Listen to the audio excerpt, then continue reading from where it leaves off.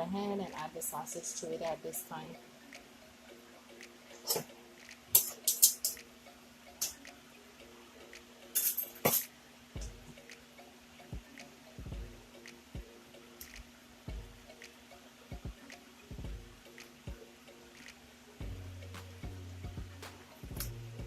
Another tutorial, we will be doing some baked macaroni and cheese, a little different from the classic. We're gonna make it with about 4 different types of cheese. We're gonna use almond milk instead of half and half. We're gonna use whole eggs and not egg whites. And instead of salt, we'll be using adobo and basically egg. Okay, so we have right here the macaroni and cheese. I already have added some of the 3 cheeses. I haven't added the 4th one, which is the vienna. So we have here a pot, we have the margarine here in a little sizzle. You want to make sure your fire is not too hot, because if it's too hot, then your butter will have this brownish color, and that's what we don't want to see happen to your butter. Main reason I say we don't want to reinvent the wheel, because this is the first time I have made this type of mac and cheese. And the normal way I normally do with just the egg and white mixture, and not so many different types of cheese.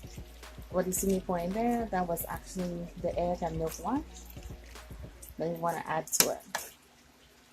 You want to make sure your mac and cheese is already fully done before you start adding other things to it. Right here we have the Vienna cheese, the block. We're going to add this to the pot. Okay, so it should look something like this. Once you add your milk, your Vienna cheese, an egg, you have to constantly keep stirring it so you can have the right consistency.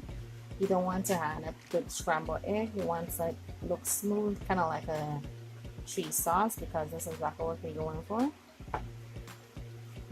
And constant stirring is definitely the key. And delicious mac and cheese with 4 different types of cheese, not too overpowering, just right. Here we have the first layer in the grease pan. We basically used was a paper towel and some margarine. You can use butter if you like. I prefer the margarine because it still has a good bit of salt in there. Although we didn't use regular salt, we actually use adobo that actually has different herbs in there. I like to do at least more than 1 layer. I don't want to just put it on the top and then that's it.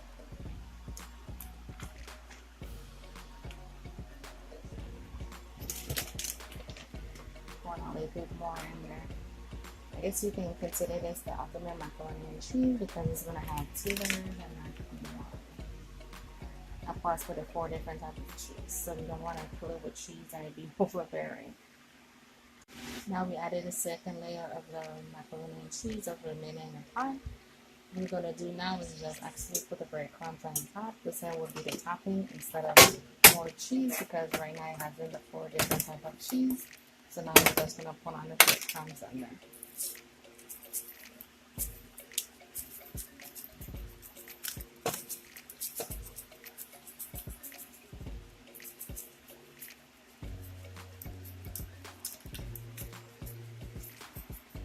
This is just a different type of mac and cheese. It's not the traditional one that you're actually seeing. It's a little different because it has breadcrumbs, and plus it has the 4 different types of cheese on there. Understand the best part of it is when you do the corners, because the corners tend to be the crispiest part of it.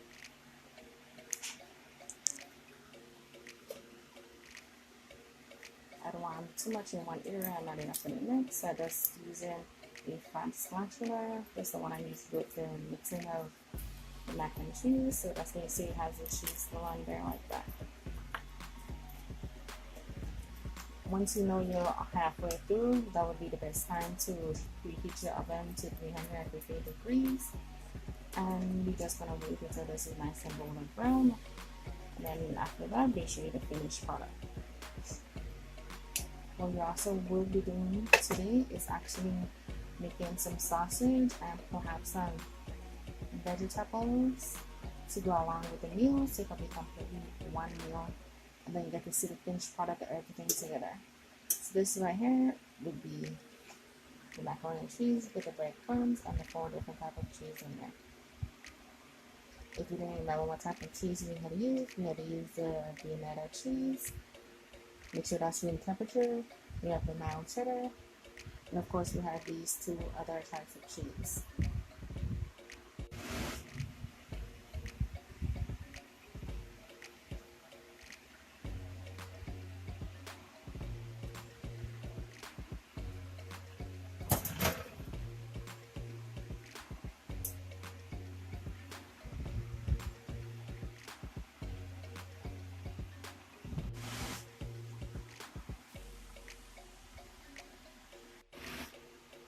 Here we have the macaroni and cheese.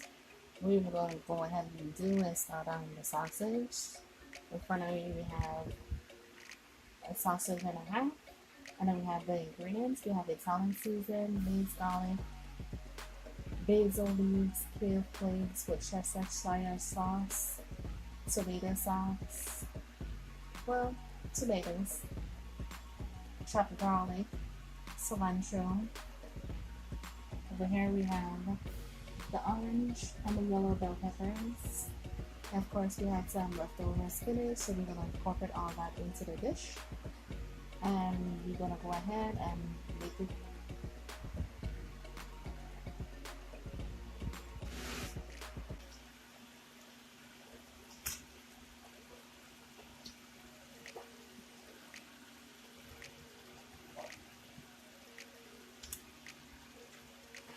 You actually use 1.5 sausage and not the whole 2. Cut them rather large in size and not minced. Put it all in the pot here so you get that going.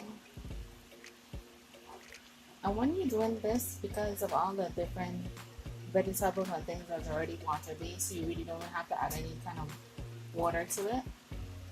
When we first started out, we added a little bit of olive oil, but now it's just a little different.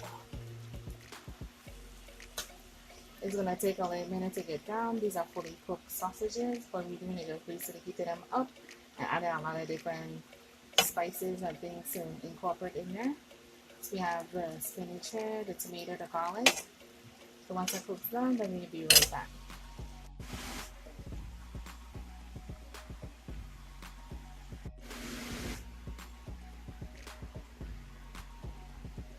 Hi everyone, this is Mr. Around from Stalker Memories. Today we have